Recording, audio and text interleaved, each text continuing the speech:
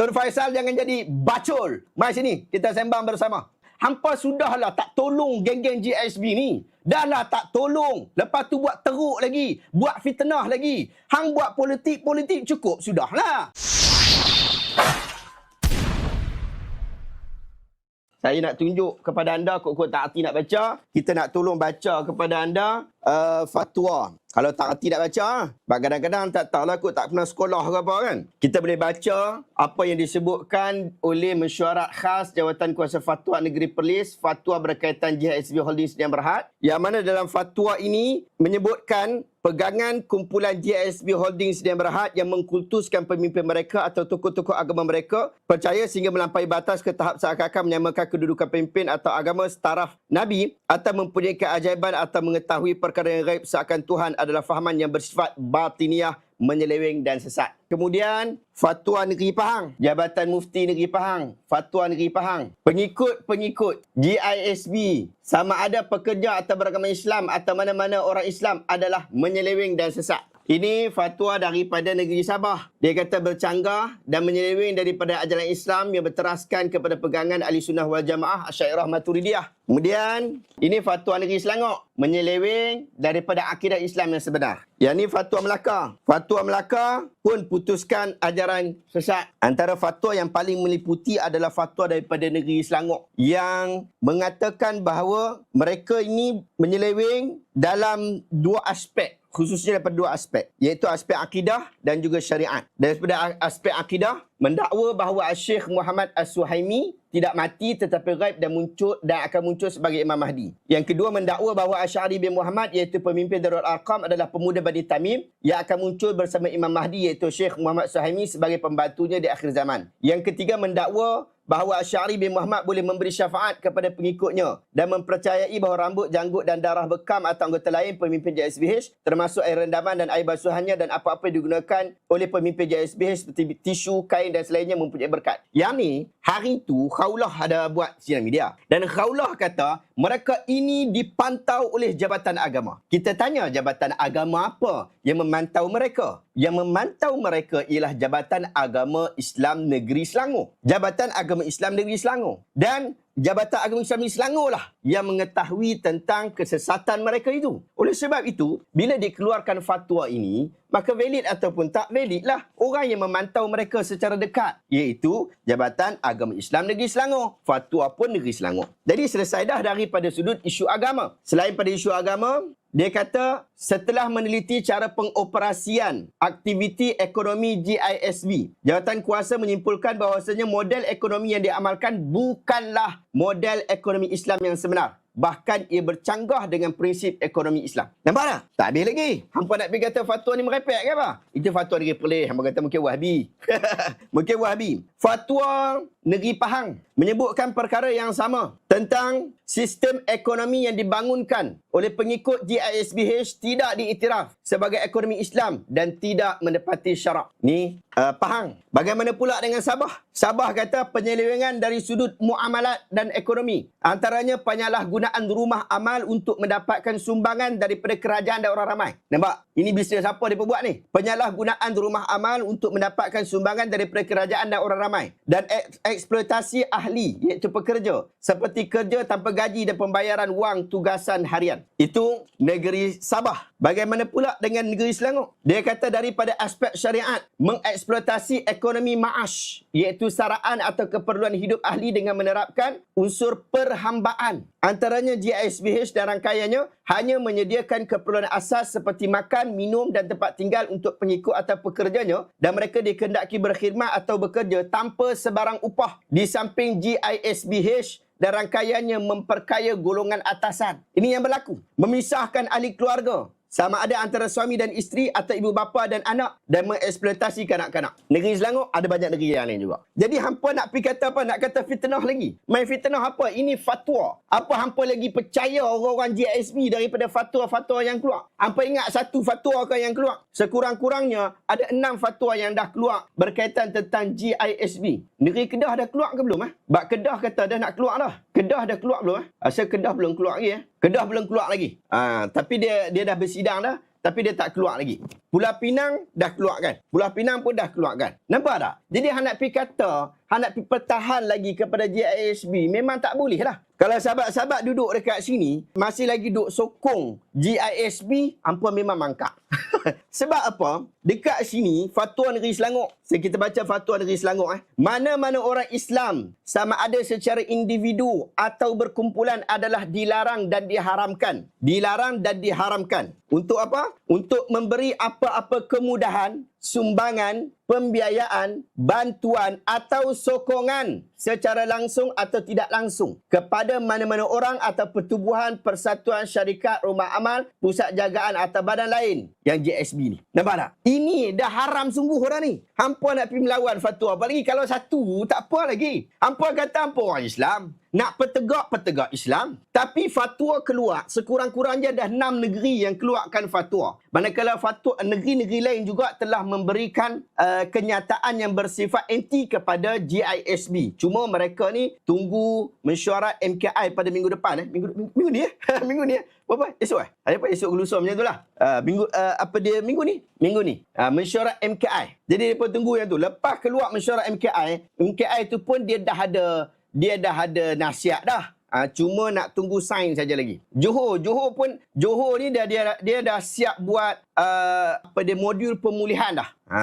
Tapi saya tak pasti adakah Johor dah keluarkan fatwa ataupun belum.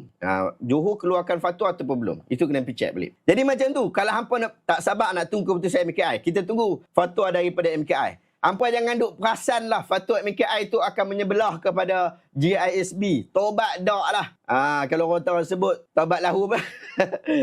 Kan? Kelantan macam mana? Kelantan dia tunggu MKI. Kelantan tunggu MKI. Johor saya tak pasti lagi kena kita tunggu dulu. Tapi kemungkinan dia pun tunggu MKI. Terengganu dah keluar ke? Terengganu belum. Terengganu dia sebut hari tu dia tengah nak buat semakan. Kalau dia sama dengan Al-Arqam, dia tak mau keluar baru. Sebab dia kata sama. Macam Negeri Sembilan. Negeri Sembilan, dia keluarkan dia sebutkan bahawa GISB ni sama dengan Al-Arqam. Jadi, dia kata GISB boleh diambil tindakan di bawah Al-Arqam. Di bawah pengharaman Al-Arqam. Dia kata sama saja. Jadi, kenyataan daripada Negeri Sembilan itu telah menangkis apa yang disebut oleh Khawlah dalam sidang media mereka sebelum ni. Yang mengatakan bahawa mereka tak amalkan lagi lah hadiran sesat ni, apa orang Muhammadiyah, apa semua. Sedangkan Negeri Sembilan sendiri, tempat Asy'ari dikuburkan, Negeri Sembilan sendiri telah memfatwakan bahawa GISB itu sama macam Al-Arqam.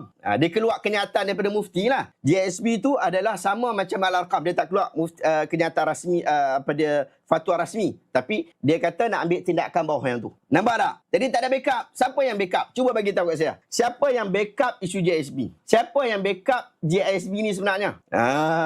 Cuba komen. Siapa sebenarnya yang backup? Fatwa Sarawak pun saya tak tengok lagi. Saya tak nampak lagi. Yang backup itulah Tun Faisal. Ada satu surat untuk Tun Faisal. Yang bagi tahu sesat belum tentu sesat. Tu dia. Memang dah sesat dah. Hang nak pergi pening apa lagi? Tak payah pening banyak-banyak. GISB ni dah sesat. Aduh, takkan Nabi kata mufti Selangor tu Wahabi. Takkan Nabi kata mufti Sabah tu Wahabi. Bukan takat mufti jawatan kuasa mufti. Macamlah hampa ni. Takkan Nabi kata mufti Pahang tu Wahabi. Depa tu penegak RUU kot. Aduh, hai. Ni saya nak baca kepada anda. Surat terbuka buat Parti Pribumi. Surat terbuka buat Parti Pribumi Bersatu Malaysia. Bersatu. Ada geng-geng bersatu kat sini? Ni bagi tahu dekat pemimpin hampa. Dan Perikatan Nasional PN. PN ni ramai PN ni kita tahu ramai Dari Tim Operasi Pembelaan Mangsa GISBH. Tan Sri, Puan Sri, Datuk Sri dan Datin Sri, Datuk dan Datin Haji dan Hajah serta tuan-tuan dan puan-puan yang dihormati sekalian. Melihatkan pada perkembangan terkini dari sidang parlimen hinggalah ke sidang live TikTok daripada pihak Bersatu dan PAS PN berkaitan isu GISBH. Kami merasa terpanggil untuk menyuarakan keresahan kami sebagai tim pembela kepada mangsa-mangsa kezaliman GISBH. Kami melihat seperti ada sesuatu yang tidak kena dari tindakan dan ucapan anda semua mewakili pihak pembangkang Malaysia dalam hal ini. Kerana nampaknya isu GISBH seolah-olah telah menjadi isu yang boleh ditunggang atas kepentingan politik bagi pihak pembangkang. Kenyataan dan ucapan dari beberapa orang ahli parlimen dari pihak pembangkang seperti Datuk Taqiyuddin Hassan dan beberapa ahli parlimen dari pihak pembangkang baru-baru ini benar-benar membuatkan kami merasa sedih dan kesal. Tidakkah anda semua tahu betapa ramainya insan yang telah menjadi mangsa kezaliman dari sistem ekonomi perhambaan, jenayah kemanusiaan, kultus dan ketaksuban yang mereka alami ketika berada di dalam GISBH. Sebuah syarikat yang diasaskan dengan ajaran sesat yang telah berakar umbi dari ajaran Al-Arqam. Kami merasa lebih kecewa setelah mendapati seorang ahli politik, Datuk Tun Faisal Ismail bin Aziz, dalam kurungan Tun Faisal, huruf besar, yang merupakan Ketua Penerangan Bersatu Wilayah Persekutuan, telah menggunakan media sosial beliau seperti live TikTok sebagai satu medan untuk memfitnah sebahagian dari mangsa-mangsa kezaliman GISBH tanpa menerima penerangan dari kedua-dua pihak. Beliau menjemput seramai mungkin pengikut taksub GISBH untuk masuk ke dalam live beliau dan mengaibkan serta mengutuk dengan kata-kata fitnah dan tuduhan berat kepada bekas-bekas ahli GISBH yang telah keluar dari syarikat itu dan menyatakan kebenaran dari pengalaman mereka ketika di dalam GISBH. Dalam satu hantaran di Facebook beliau, Tun Faisal juga telah menuduh sidang media oleh mangsa-mangsa kezaliman GISBH bersama para peguam yang hadir telah dibayar oleh satu pihak untuk sesuatu tujuan. Hei, mulut. Kami menyanggah tuduhan ini dan menganggap ini adalah satu fitnah yang jahat. Kami dengan tegas menyatakan di sini bahawa semua yang kami lakukan adalah di atas dasar membela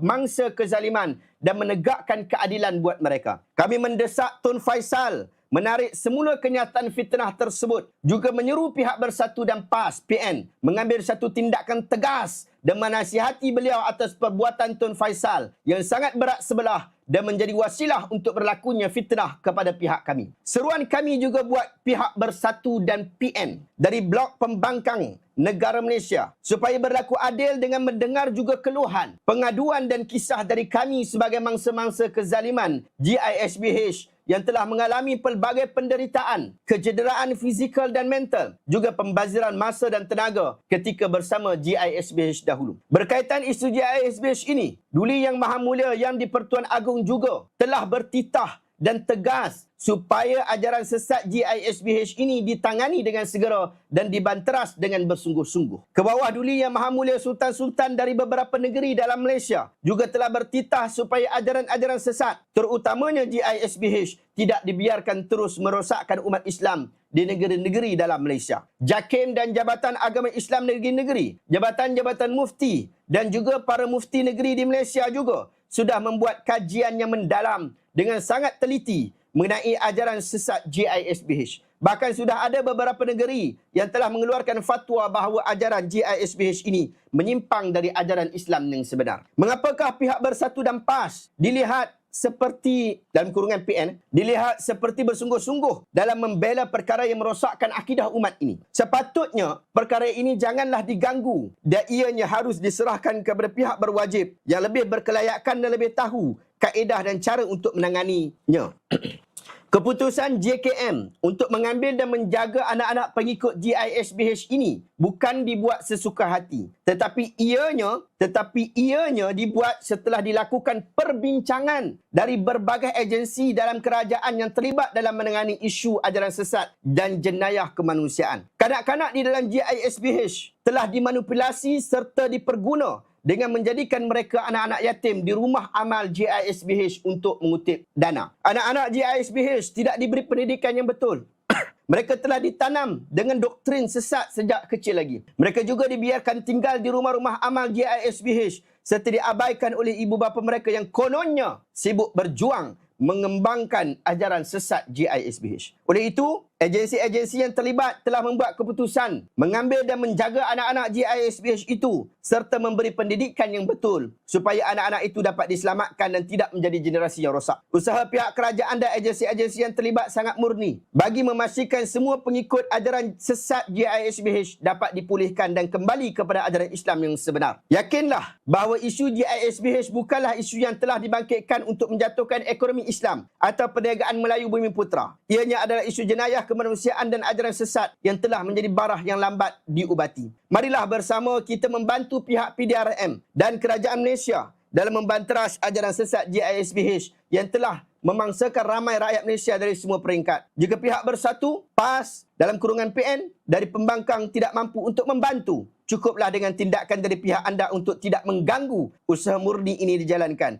Semoga Allah memberikan taufik dan inayahnya buat kita semua. Sekian wassalam. Saya adalah salah seorang yang menjadi aktivis yang berada di dalam sidang media bersama mangsa-mangsa GISBH di situ pada hari berkenaan. Kita ramai, kalau Tun Faisal datangkan beberapa orang saja, kita datangkan ramai daripada kalangan mangsa-mangsa GISBH. Cuma ada 5 atau 6 orang saja yang sempat untuk bercakap disebabkan masa yang panjang. Cerita mereka cukup panjang, tapi kita bagi masa untuk mereka untuk bercakap. Saya juga bercakap di dalam sidang media berkenaan, menegaskan ini adalah isu yang berat, isu yang patut diberikan perhatian oleh kita semua. Tun Faisal, kalau awak ada dekat dalam live saya, boleh masuk dalam live saya. Tak payah main copy paste saja Tun Faisal. Mai masuk dekat sini, jom kita sembang bersama. Tun Faisal jangan jadi bacol. Mai sini, kita sembang bersama. Tak ada masalah, kita boleh bentangkan hujah-hujah kita bersama-sama. Mari naik dan kita boleh bersembang. Kalau awak nak sembang bab isu apa, boleh kita sembang sama-sama. No issue, tak ada hal. Jangan malu-malu, jangan segan-segan. Dalam live kita, anda boleh masuk, tak ada masalah. Kita bukan orang politik yang mahu untuk mengangkat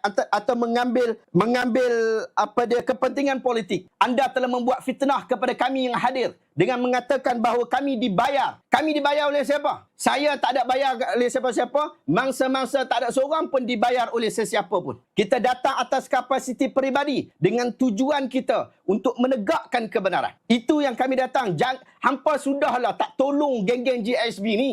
Dah lah tak tolong. Lepas tu buat teruk lagi. Buat fitnah lagi. Hang buat politik cukup. Sudahlah. Ini isu bukan isu politik. Ini isu agama. Ini isu berkaitan tentang penindasan yang cukup berat. Penganiayaan yang cukup berat. Awak nak isukan JKM dan sebagainya. Boleh. Tapi kita ada salurannya. Tak ada masalah. Kalau awak ada jiwa yang benar, mari kita bersembang secara bersama. Tidak menjadi apa-apa masalah dalam hal ni. Saya tahu sebahagian daripada orang-orang ni, dia nak keluar daripada landasan yang sebenar. Sepatutnya kita berbincang berkaitan tentang penganiayaan ni. Tapi dia nak keluar daripada tu, dia buat cara apa? Dia ambillah cara luar. Dia ambil cara prosedur. Dia kata, okey, JKM tangkap tak betul lah. Apa ni tak betul. Sebenarnya, benda ni tak ada kaitan pun dengan GISB yang sesat itu. Tetapi awak kena tahu, awak sedang membodohkan orang rakyat yang menjadi pengikut anda sahaja. Sehingga mereka ni, mula-mula, awak hanya keluarkan berkaitan tentang tangkapan dia mungkin tak kena, kemudian bawa cerita sedih yang merepek dan sebagainya. Tetapi nak berkata bahawa seolah-olah GISBH ini teranaya. Padahal dia inilah penjenayah. Dia inilah penjenayah. Jangan awak keluarkan daripada situ. Kita bukannya bodoh sangat untuk nak buat perkara seperti itu. Okay, dan kita bukan bodoh sangat nak faham cara orang politik bekerja. Orang politik kerja dia macam tu lah.